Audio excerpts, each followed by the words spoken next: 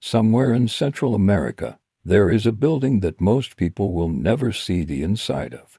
No windows face the outside world. No phone calls go in or out. No letters. No visits. The people inside have, for all practical purposes, disappeared. The government calls it a place of justice. The people who have come out of it, the very few who have, call it something else entirely. And right now, as you watch this, over 40,000 human beings are locked inside its walls. But here's the part that nobody is talking about. Some of them may not be criminals at all. If this already has your attention, you haven't seen anything yet. Subscribe and hit the bell. What's coming in this video will genuinely shock you. Let's go back to the beginning. Not to the prison, not yet. Let's go back to the streets. El Salvador. A small country in Central America, smaller than the state of Massachusetts. For years, decades actually, it was considered one of the most dangerous places on earth. Not because of wars between countries. Not because of natural disasters. But because of gangs. Two gangs in particular, Miz 13 and Barrio 18.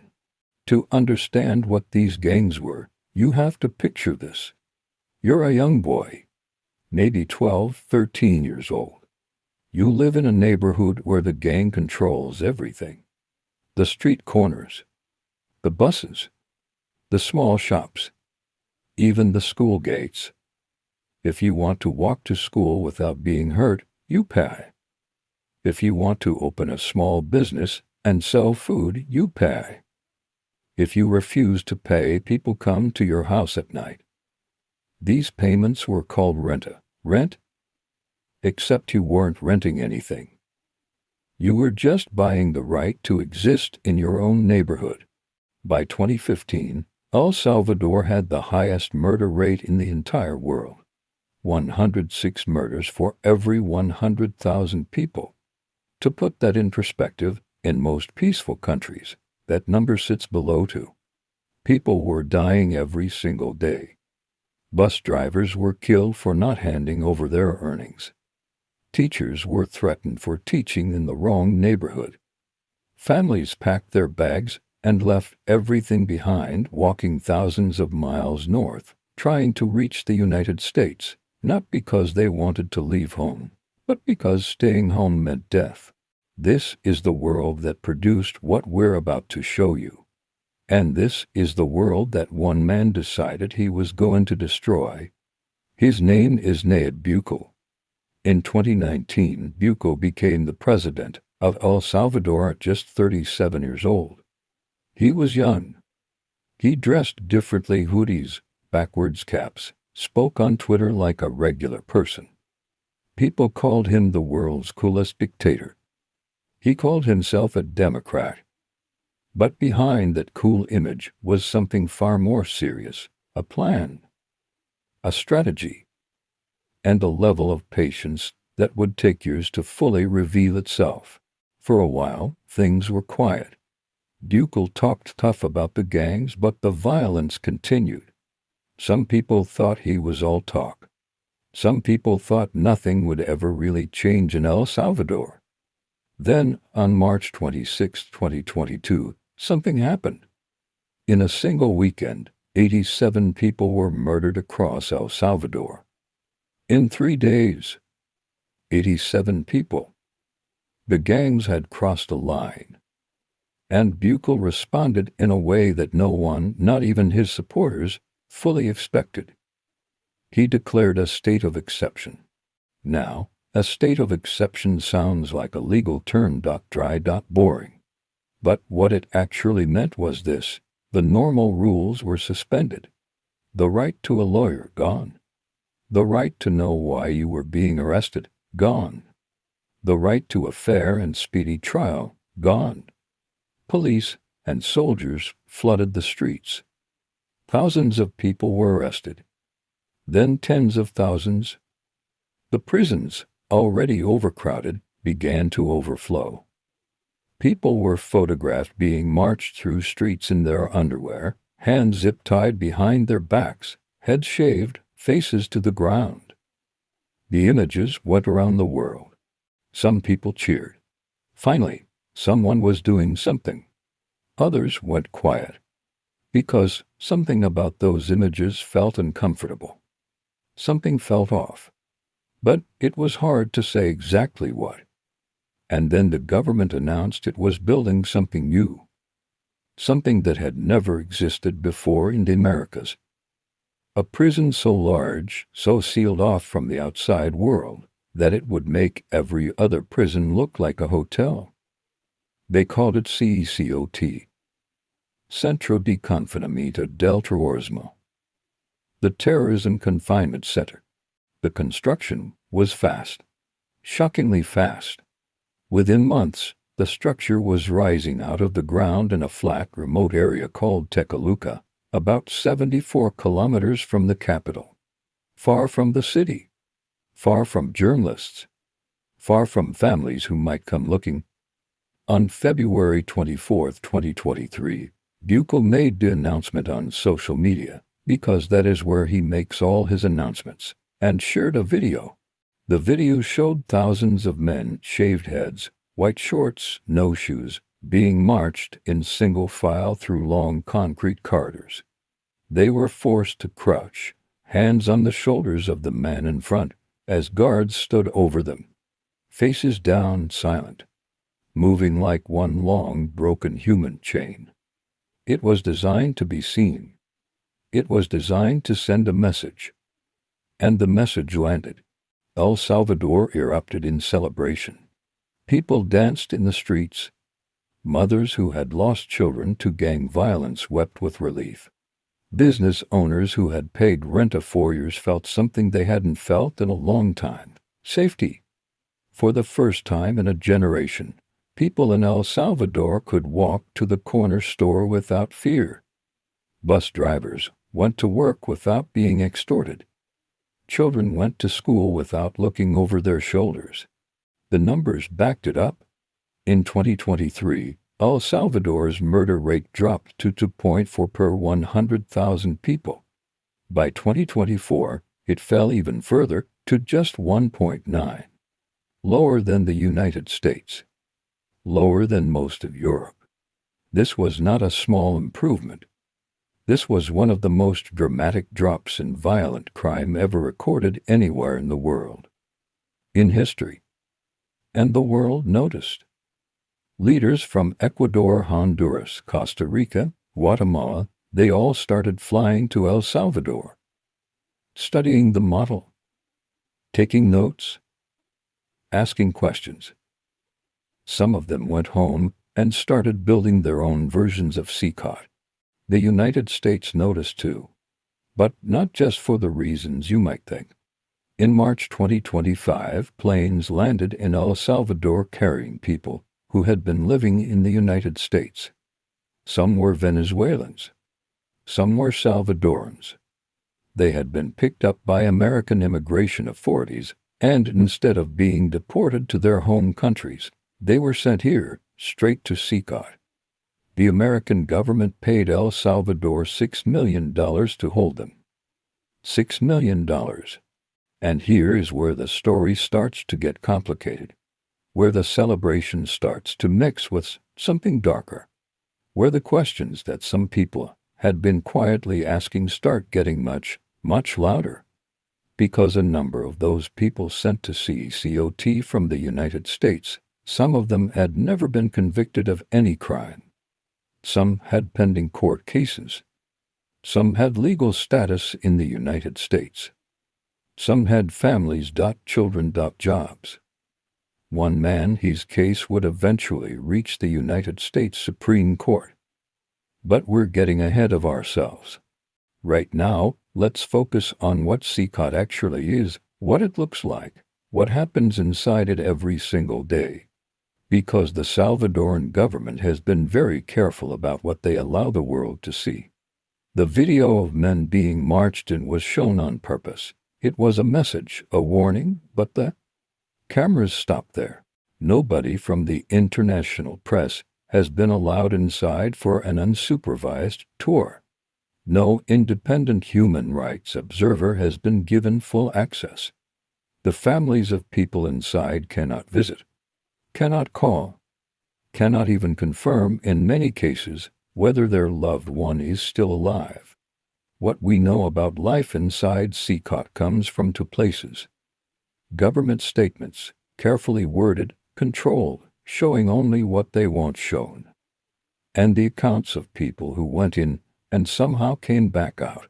Those accounts describe a place where the lights never turn off, where up to 80 men are packed into a single cell, where the food is slid through a slot in the door, beans or pasta never meet, once or twice a day, where the only time you leave that cell is 30 minutes of movement in a hallway. Not outside, a hallway, where rival gang members, MS-13 and Barrio 18, enemies on the outside who would kill each other on sight, are deliberately placed in the same cells. Think about that for a moment. Your worst enemy, the person who killed your brother, the person whose gang you have been at war with your whole life, sleeping 3 feet away from you every night, and there is nowhere to go. No yard, no program, no rehabilitation, no classes, no books, no cards, no board games. Nothing to do except exist, day after day after day, in a room that never gets dark, watched by cameras around the clock. One former detainee, speaking through a human rights organization because he was too afraid to show his face, described the experience this way: you stop feeling like a person. You start to feel like an animal in a cage. And then after a while, you stop feeling anything at all. Now here is the question that this entire story rests on. Is that acceptable? If every single person inside CECOT is a violent gang member, a murderer, an extortionist, a person who terrorized innocent families for years, is this acceptable? Maybe. The answer is not simple. And reasonable people disagree.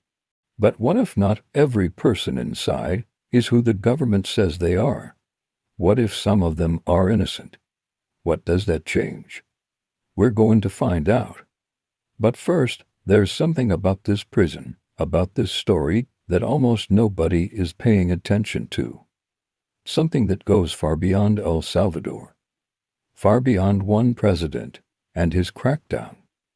Something that is quietly spreading across the world.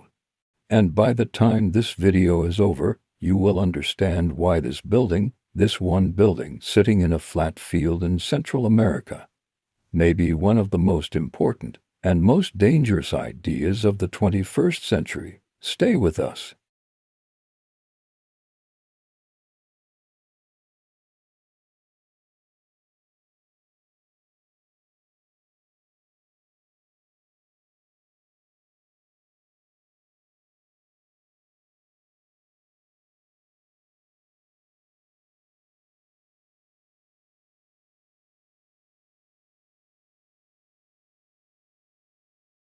Let's talk about what happens on your first day inside CECOT. You arrive by bus or by military truck. You don't know exactly where you are. The ride was long, and there were no windows for you to look through. Your hands are bound. Your head has already been shaved. That happened before you left the last facility. You are wearing white shorts and nothing else. No shoes. No shirt. No identification on your body. The doors open, and the first thing you feel is the sun. Hot. Blinding after hours in the dark.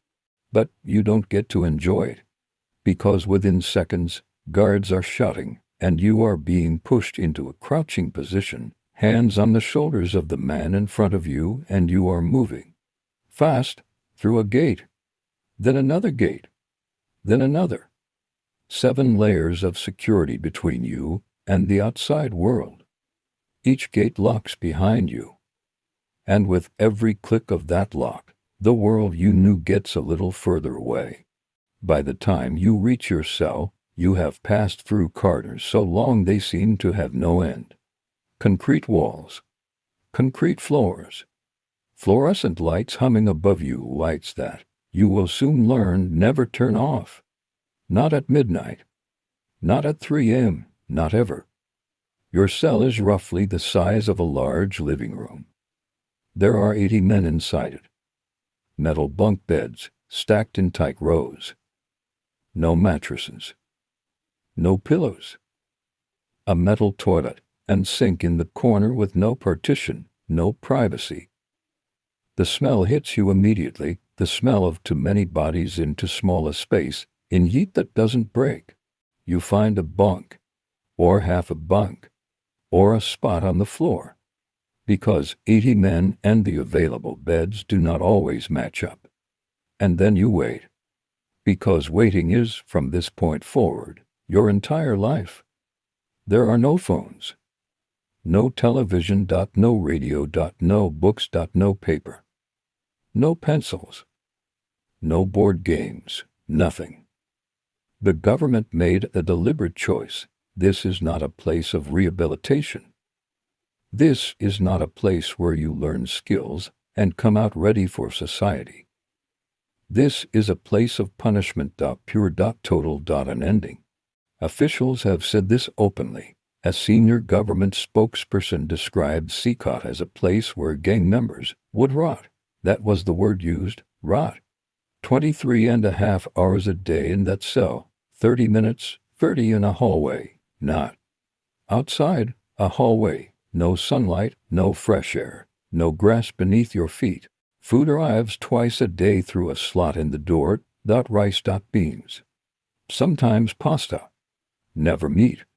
Former detainees described portions so small that men were losing dangerous amounts of weight within weeks. One human rights report documented cases of severe malnutrition, people who entered the prison at a healthy weight and within months were barely recognizable. And here is where the story takes its first real twist. Because up until this point, you might be thinking, okay, this sounds brutal. But these are gang members. Ms. 13. Barrio 18. People who committed real violence against real innocent families. Maybe brutal conditions are what brutal people deserve. That is a thought that many people have. It is an understandable thought. But now we have to ask the question that changes everything. How sure are we that everyone inside CECOT is actually a gang member? Drop a comment right now. Do you think what's happening inside CECOT is justice, or is it something else? I want to see what you think before the end of this video changes your mind. When Buchel declared his state of exception in March 2022, he gave security forces extraordinary power. The power to arrest without a warrant, to hold people without charge, to deny access to lawyers. These powers, initially granted for 30 days, were extended again and again and again, month after month. As of 2025, the state of exception has been renewed over 35 times. In the first wave of arrests, the police and military moved fast, very fast. They had quotas to fill, neighborhoods to sweep, and the pressure from the top was intense. Results were expected, and results meant numbers. High arrest numbers, high detainee counts. And when you are moving that fast, with that much pressure, and the definition of gang member is left open to interpretation, mistakes happen. Except calling them mistakes may be too generous. Cristozal, one of El Salvador's most respected human rights organizations, spent years documenting what happened during the sweeps. Their findings were meticulous, carefully sourced, verified through interviews, documents, and legal records. They found that tens of thousands of people had been arrested with no real evidence connecting them to any gang, no tattoos, no criminal record, no witness testimony, no gang paraphernalia, nothing. Some were arrested because a neighbor, Perhaps someone who owed them money, perhaps someone with a personal grudge, made an anonymous tip. That was enough. An anonymous tip. No verification needed. No investigation required. The person was taken. Some were arrested simply for living in a neighborhood that was known as gang territory. Not for doing anything. Just for living there. Some were young men whose physical appearance, a certain haircut, a certain style of clothing was flagged as suspicious. One documented case involved a man who was arrested because he had a tattoo of a crown on his arm. It was a tattoo he had gotten as a teenager, before any gang associations, because he liked to design. He spent over a year inside before his family could get anyone to listen. And then there are the children. Over 3,300 children were detained during the crackdown. Some as young as 12 years old. Held in facilities where conditions mirrored what we have described, overcrowded, underfed, without legal representation. Even Buchel's own government acknowledged quietly in legal documents, rather than press conferences, that somewhere in the range of 60,000 arrests may have been wrongful. 60,000 people. That is not a rounding error. That is not a small margin of mistake. That is a number so large it becomes impossible to dismiss. And where did those people go? Many went to CECOT, or to the overflow prisons operating under the same conditions. And once inside, getting out became nearly impossible. Because the legal system, the same legal system that had been suspended under the state of exception, was now so overwhelmed that cases were backed up by years. Families hired lawyers. Lawyers filed documents. Documents sat in piles. Months passed. Years passed. And the person inside, innocent or not, stayed inside. In that cell. Under those lights, waiting. Now imagine you are that family. Your son, your brother, your husband, taken in the middle of the night. You don't know exactly where he is. You cannot call him. You cannot visit. You cannot even confirm he is alive. You go to the prison gates, and guards tell you nothing. You go to government offices and are handed forms. You hire a lawyer, and the lawyer tells you to wait. You wait. Weeks become months. Months become a year. And then one morning a government official calls you and tells you that your family member died in custody. No explanation. No investigation. No accountability. This happened not once. Not twice. By the end of 2024, at least 368 people had died in Salvadoran state custody since the state of exception began. 368 confirmed deaths.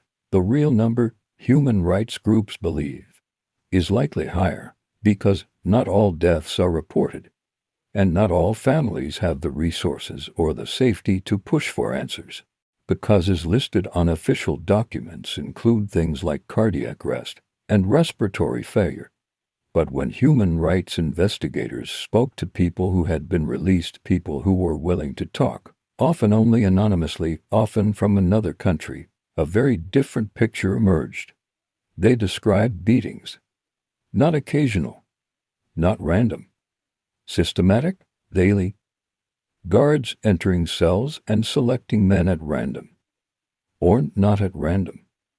Sometimes men were beaten for making eye contact. Sometimes for speaking. Sometimes for no visible reason at all. They described being forced into stress positions for hours. Being denied water. Being kept in isolation cells pitch black, barely big enough to sit down, as punishment for infractions as minor as speaking too loudly. One former detainee described a section of the prison that other inmates referred to as the island. A place within CECOT where punishment was taken to another level entirely. Where the darkness was total. Where the isolation was complete. And where the screening, he said, could sometimes be heard from other parts of the building. A United Nations expert on torture, after reviewing available evidence, made a statement that stopped many people cold. She said that CECOT appeared to be designed not to rehabilitate people, not even simply to punish them, but to, in her words, dispose of people without formally applying the death penalty. Let that settle for a moment. A United Nations expert, saying that a government built a facility specifically designed to let people die slowly, without ever having to sign an execution order. The Salvadoran government denied all of it. They called the human rights organizations liars. They called the UN out of touch. They said the people making these claims were gang sympathizers, criminals, enemies of peace. And here is the uncomfortable truth of this story, the thing that makes it genuinely hard to navigate. Because Buchel is not wrong that El Salvador was a horror show before 2022. He is not wrong that real people were dying. Real families were being destroyed. Real children were growing up in neighborhoods controlled entirely by violent gangs. The transformation of El Salvador's streets is real. The safety that ordinary Salvadoran families feel today is real. The mothers who can now let their children walk to school, that is real. So, you have two real things sitting beside each other. Real safety and real suffering. And the question becomes, can a country claim to be just if it achieved peace by locking up tens of thousands of people, some of whom did nothing wrong, in conditions that a United Nations expert says are designed to slowly destroy them? That question does not have an easy answer. And anyone who tells you it does is not being honest with you. But here is where this story explodes open into something much, much bigger. Because, while that question was being quietly debated by human rights lawyers and academics, something else was happening. Thousands of miles away, in the United States of America, planes were being loaded. And the people on those planes had no idea where they were going. If this video is hitting different, make sure you're subscribed. Because what's coming in the final part of this story involves the United States government, a Supreme Court case, and a decision that could affect millions of people. You do not want to miss it.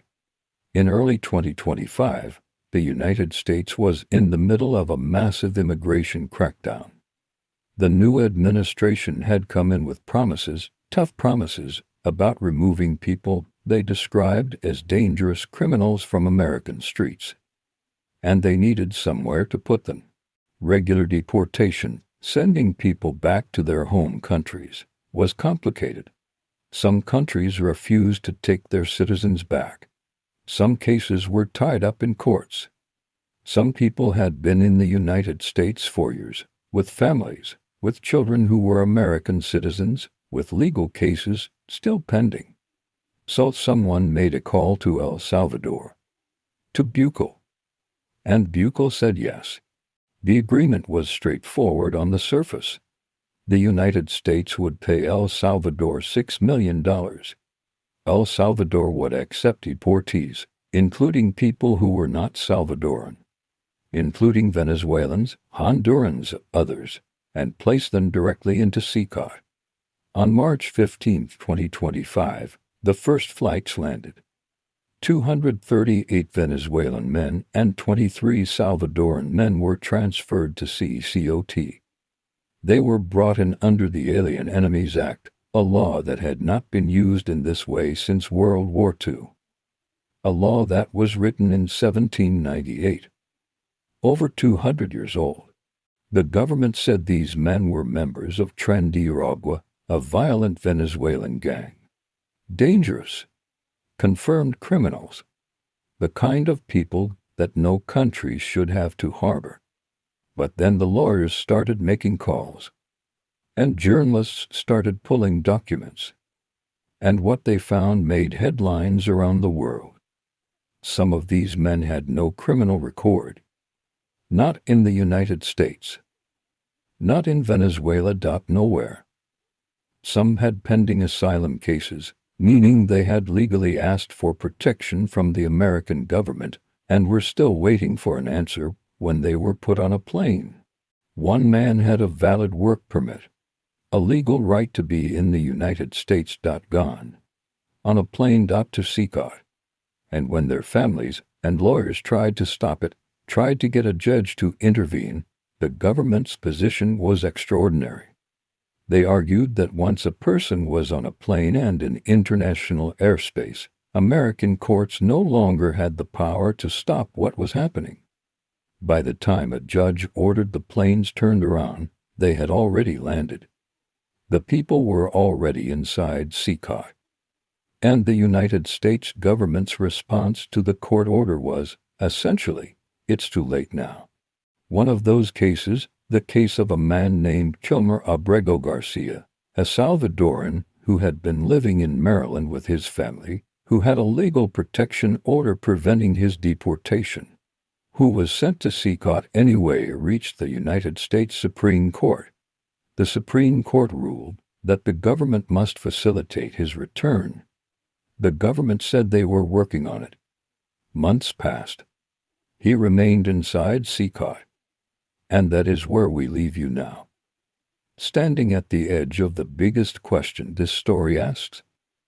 Not just what is happening inside those walls, but what happens when the most powerful country in the world decides that the rules, the courts, the judges, the legal protections that took centuries to build can be set aside, just this once, just for these people, because here's what nobody is saying out loud, if it can happen to them.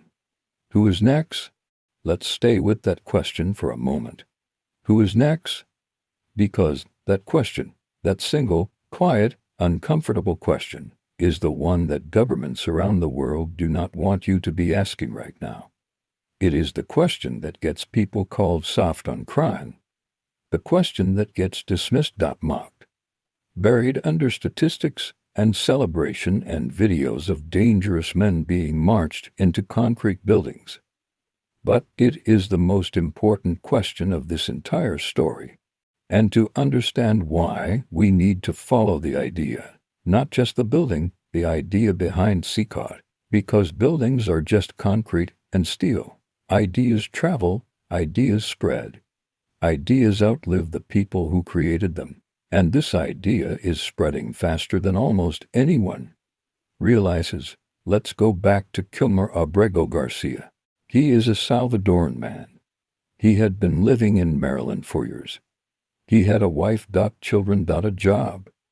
And he had something else, a legal document, issued by an American immigration court, that specifically said he could not be deported to El Salvador because his life would be in danger there. That document existed. It was real. It was in the system. Every immigration officer who processed his case had access to it. On March 15, 2025, he was put on a plane to El Salvador anyway. When his lawyers found out and rushed to court, a federal judge ordered the government to bring him back. The government acknowledged in legal filings that his deportation had been, and this is the word they used, an administrative error. An administrative error. A man with legal protection, with a family, with a life built over years in the United States, sent to one of the harshest prison environments on earth because of an administrative error. The case went all the way to the Supreme Court of the United States, the highest court in the country. 9 justices. The final word on American law. The Supreme Court ruled unanimously. All 9 justices agreed that the government must facilitate Abrego Garcia's release and return. Unanimously. This was not a close decision. This was not a political split. Every single justice said, "Bring him back." The government said they would comply.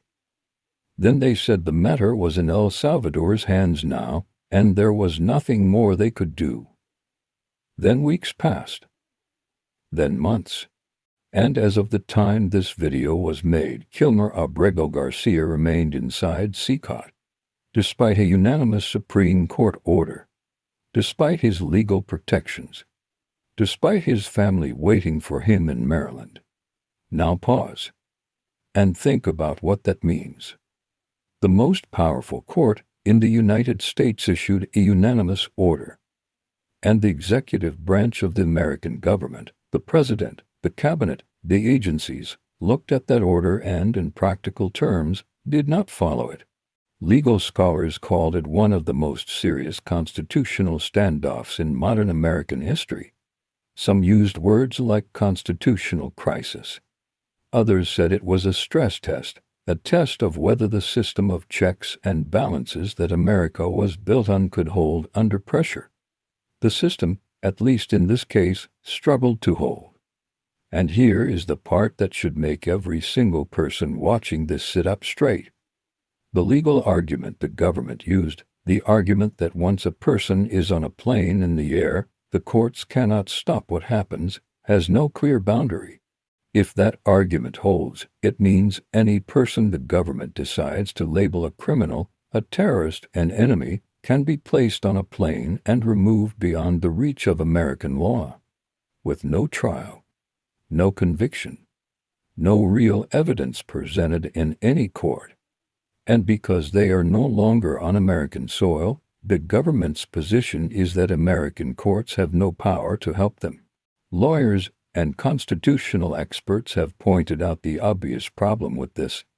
If the government can decide on its own who is a criminal, without a trial, without evidence, without a judge, and then move that person beyond the reach of any court, then the legal protections that every person in America is supposed to have mean almost nothing, because protections only matter if they actually protect you when it counts. And in this case, for these people, they did not. But let's zoom out even further, because this story is bigger than El Salvador, bigger than the United States, bigger than one prison, and one president, and one court case. Remember what we said at the end of the last chapter. The idea is spreading. Ecuador built a new maximum security prison modeled after CECOT after their own gang crisis exploded in 2024. Their president, Daniel Noboa, openly praised Buchal's approach and said Ecuador would follow the same path. Honduras announced similar plans. Guatemala. Costa Rica began construction on a facility called CACO, their own version, in 2026.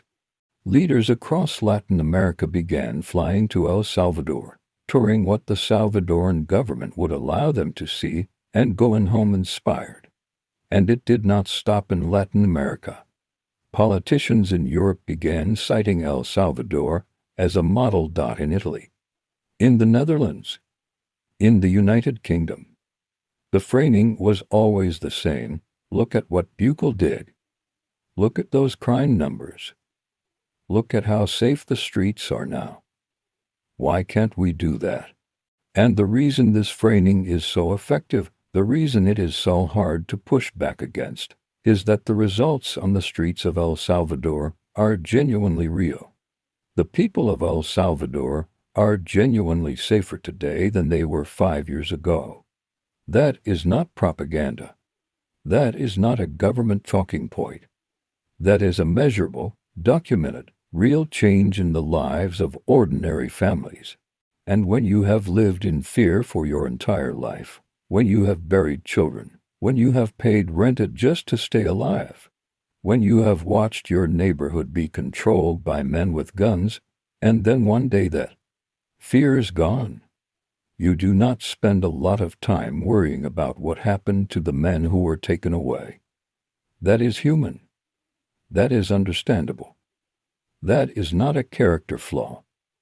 But here is what history teaches us, and history is very consistent on this point. When governments are given the power to lock people away without trials, without evidence, without oversight, they do not stop with the guilty. Every single time in history that this has happened in every country, under every flag, under every ideology, the net eventually widens. It starts with the people that everyone agrees are dangerous, the violent criminals, the terrorists, the monsters. And then, quietly, it expands. To political opponents, to journalists, to activists, to people who simply asked the wrong question at the wrong time. This is not a theory. This is not a hypothetical. This is a pattern so consistent across human history that ignoring it requires a deliberate act of willful blindness. In El Salvador, we are already seeing the early edges of that expansion. Journalists who have reported critically on the government have faced harassment and legal threats. A Salvadoran journalist named Gabriel Labrador was detained and questioned in 2023 after reporting on the crackdown. Human rights lawyers have received anonymous threats. Organizations that document abuses have had their offices visited by government representatives, not to answer questions, but to ask them. Bukele, who came to power promising a new kind of politics, has consolidated power in ways that concern even people who support his crime policies. In 2021, the Supreme Court, packed with new justices loyal to his party, ruled that he could run for a second consecutive term, despite a constitutional provision that clearly prohibited it. He ran, he won. By a landslide. In July 2025, term limits were abolished entirely.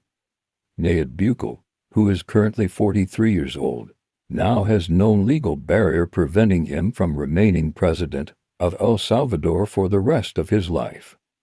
And the crowds still cheer, because the streets are still safe, and that trade safety in exchange for the slow, quiet disappearance of the rules that protect everyone is one that people have made throughout history, always believing that this time it will be different, that this leader is different, that the power will not be abused, that the net will never widen to catch them. It is always different, until it isn't. Now let's talk about the people that this story began with. The 40,000 human beings inside CECOT right now. What happens to them? The government has not said. There is no stated plan for release, no rehabilitation program, no timeline, no criteria for what would need to happen for someone to be let out. For many of them, there has been no trial, no conviction, no sentence with an end date. They are simply there, indefinitely, in the light that never turns off, in the cell that never empties, eating through the slot in the door. Some of them are, without any doubt, violent and dangerous men who caused enormous suffering to innocent people, men who murdered, men who terrorized, men whose removal from the streets saved lives. And some of them, we know this, because the government itself has acknowledged it in legal documents, because human rights organizations have documented it case by case, because families have told their stories on record. Some of them are innocent, not mostly innocent, not kind of innocent, actually innocent. People who were in the wrong place, who had the wrong tattoo, who lived in the wrong neighborhood, who had the wrong enemy, who made one anonymous phone call. Those people are in the same building, under the same lights, eating through the same slot in the door, and nobody is coming for them.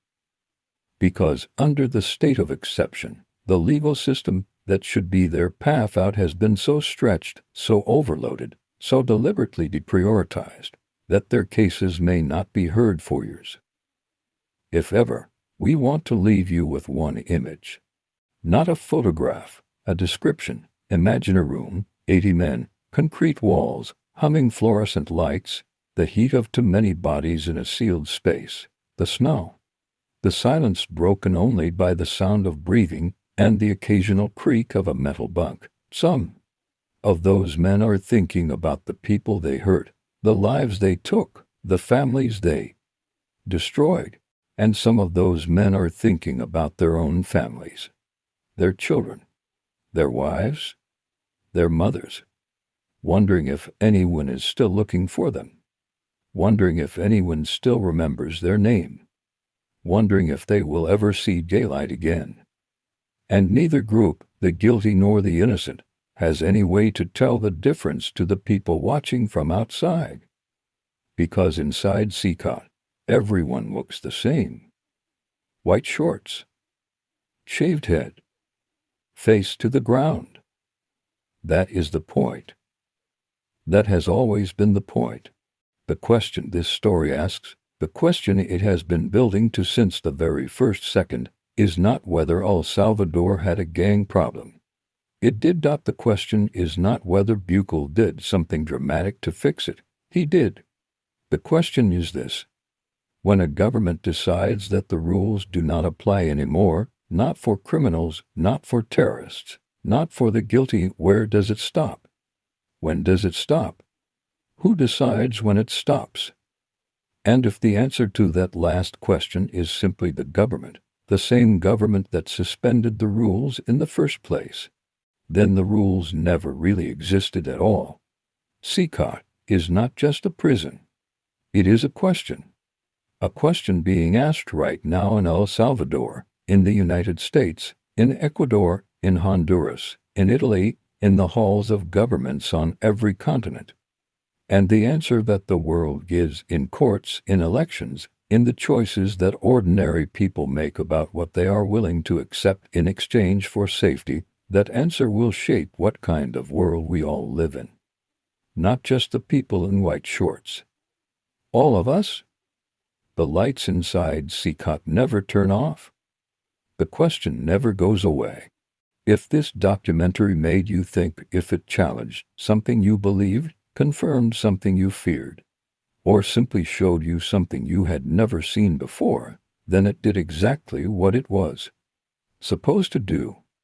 Share this video with one person, just one. Someone who needs to see this. Someone who is asking the same questions you are now asking. And if you are new here, this is what we do. We go deep. We go where the story actually. We do not give you easy answers, because easy answers are usually wrong. Subscribe, turn on the bell, because the next story we are telling is just as important as this one, and leave a comment below, one word. One word that describes how you feel right now after watching this. We read every single one.